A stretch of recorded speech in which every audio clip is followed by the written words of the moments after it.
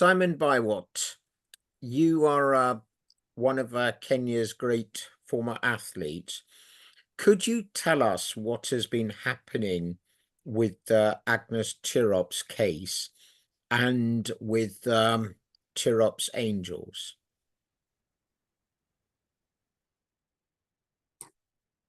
Okay, thank you very much for that question. First of all, we all know that Agnes Tirops was brutally murdered 2 years ago. And he was murdered by a boyfriend who was later on arrested. And then he was also released later through a bond of 400,000 Kenya shillings. This case was coming on 16 and 17 October, where they were expecting more witnesses to testify. But unfortunately, the witnesses did not turn up. But as we speak, we already have enough witnesses who have testified about the case, so it's not a big issue. And the case was scheduled for 2nd November. So for the Agnes Tirops Angels, they have also been following this case keenly. And they have hope that this case will be concluded this year, before the end of this year, and justice be served. If Ibrahim is convicted, what sentence is he likely to face?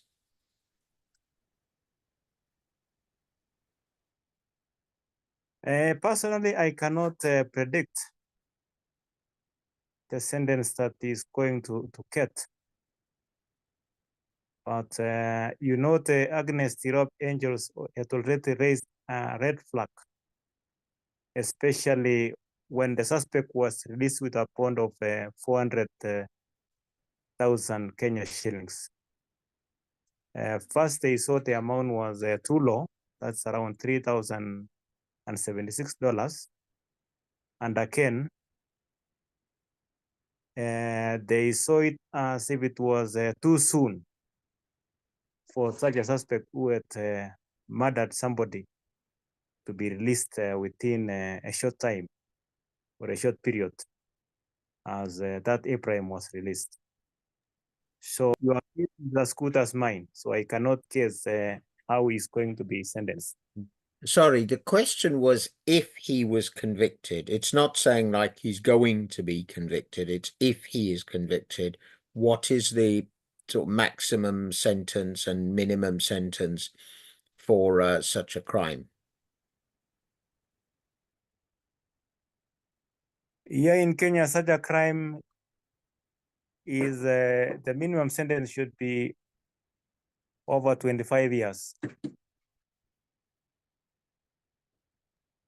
Is it normal in such cases as this, where it's domestic violence leading to murder, that the suspect gets bail, and especially gets bail on such a low amount?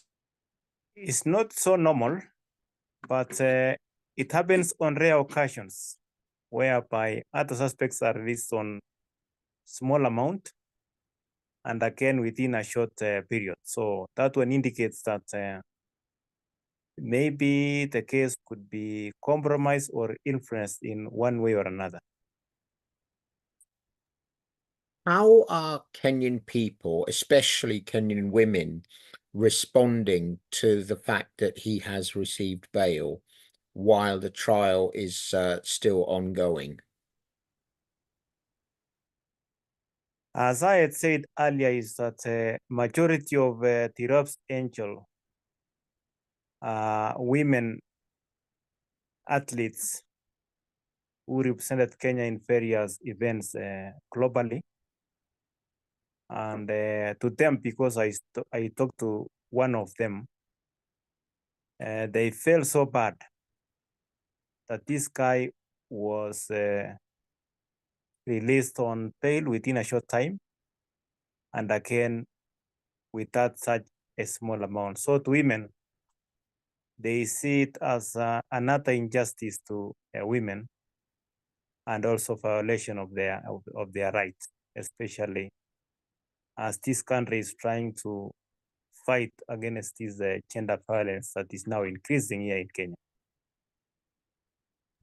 What about the world of athletics and sport? How are they reacting? First of all, to the murder of Agnes Tirop, and more recently, the Ugandan marathon runner Rebecca Cheptegei as well.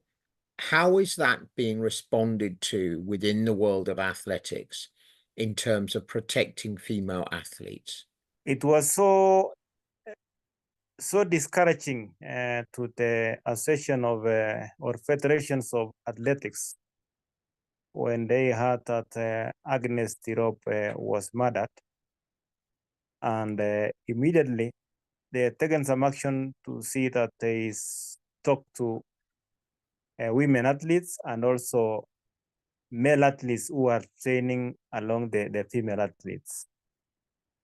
They had to try to encourage them to open up and share any kind of challenges maybe they were facing when it came to the relationship. So to the federation, the reaction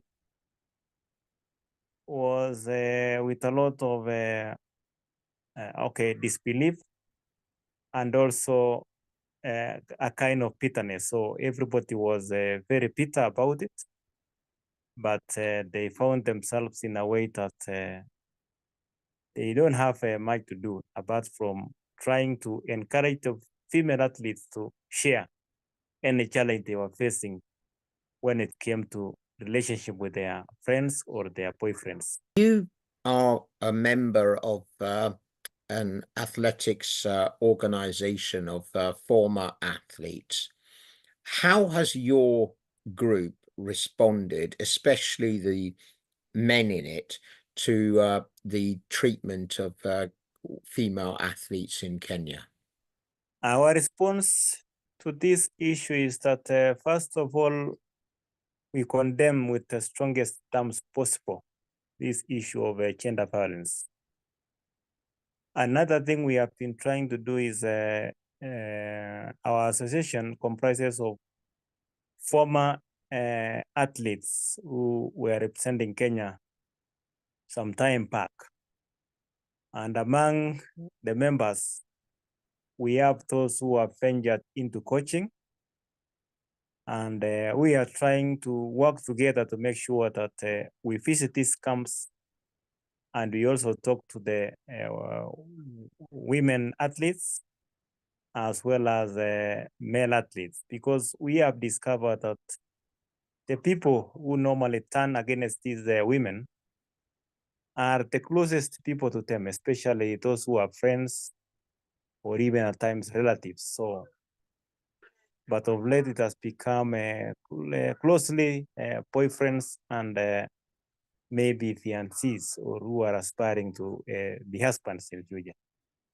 So we are talking to them, and also we are talking amongst ourselves to see the best way we can reach out to these young girls and also young men.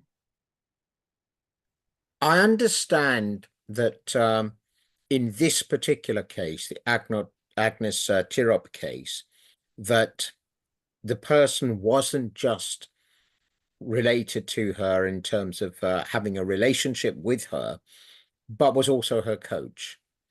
Does that happen a lot as well, that men attach themselves to promising female athletes because they see them as a golden goose for themselves and are not really that interested in their athletics abilities? Yes, from Agnes Tirops' case, we can detect that this boyfriend came there with some calculated moves, because she joined Agnes Tirop late. he was not maybe the coach in the beginning, but she saw the girl was promising when it comes to athletics performance. When she was performing well, is when she approached her, and that's the time she purported to be her coach. And having taken that position of a coach, I think he took advantage of the lady. And when the lady was trying to move out of him or protest against what this guy was trying to do, I think that's the time now he planned to murder the lady. What has Kenyan athletics, international athletics, and the Kenyan government done to address this situation of vulnerable female athletes being taken advantage of by unscrupulous men? As I had said earlier, is that the best that maybe the association has done is to try and have some seminars with top performing athletes, both men and women. They have not anyway separated them. So they have had general talks with athletes, and they have encouraged them to open up and try to share if there is any challenge.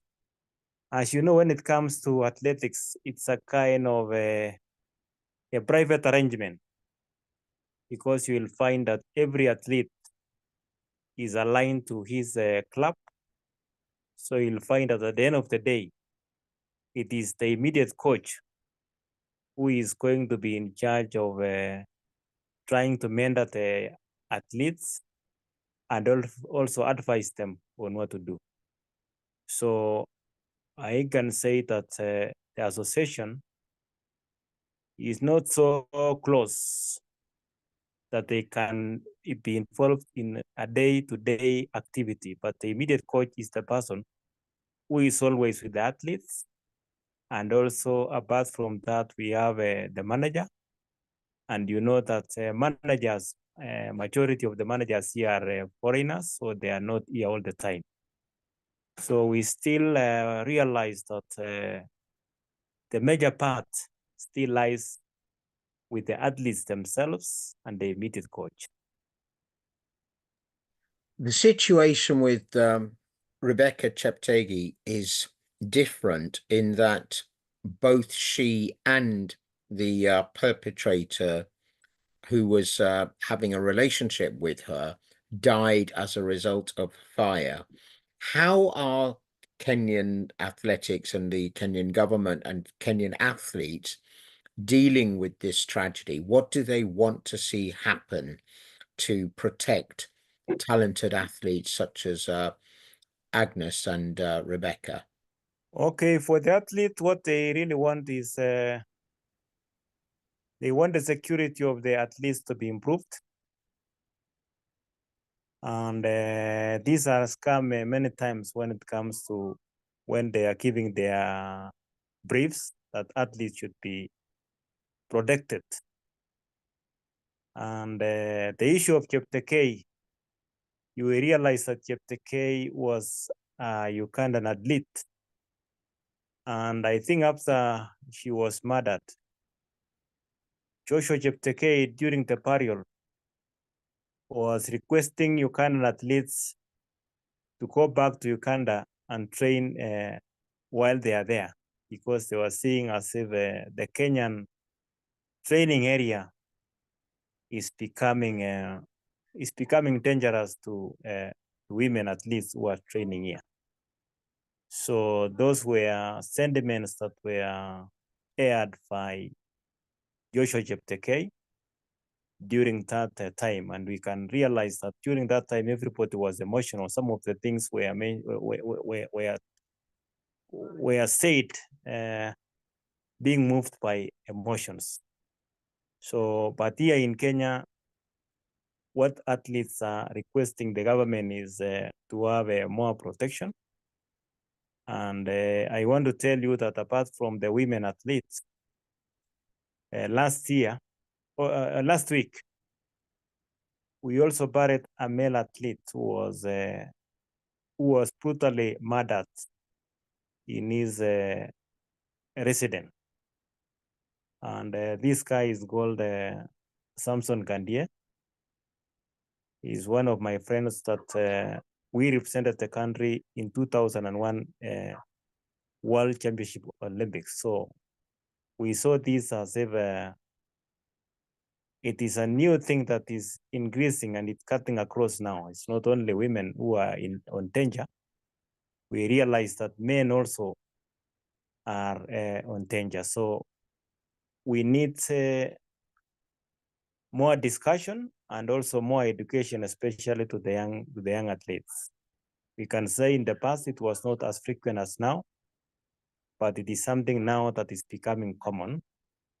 Apart from those who have already been maybe murdered, we also found out that we have quite a number whose their relationship are straining. They have a strained relationship, maybe with their love, with their boyfriends or their husbands. So it's an issue that is there. Also, we are still, because it's something new, we are also trying to learn what really is happening.